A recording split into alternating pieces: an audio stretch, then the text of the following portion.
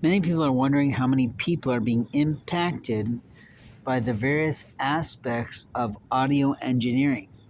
Audio engineering was something that I began studying in college when it was just starting to become a real type of industry, a real type of career where people were really learning the music industry beyond the trained musically inclined ear.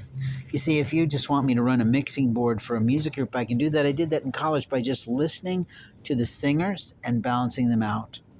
But in truth, there's a lot more to it, as you know, if you're going to be lighting a stage or creating a sound wave through an auditorium, you have to have a lot of mathematical prowess. But I would presume that today they've got electronic equipment that sort of takes the calculations for them automatically.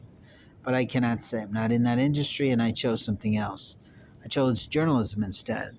What I can say is that there are people in the industry, people in the community, people all across the globe that want to pretend that they're God. It's been the storylines in many movies since the beginning of time of someone wanting to take over the world.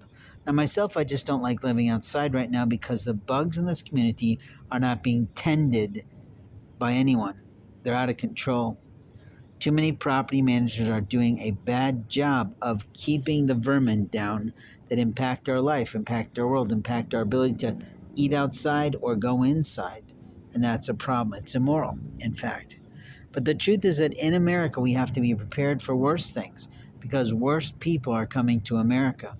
If you're one of those people who think that you have the right to steal things, you don't belong here because that is not your right. If you're one of those people that think you have the right to play in American minds, then you don't belong here because that is not what America has in sight.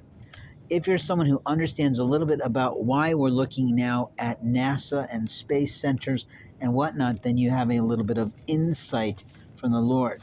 That in the next 10 to 15, possibly 20 years, we could be facing intergalactic wars, or we could be facing wars from attacks from other nations that just think that American soil is worth their tears.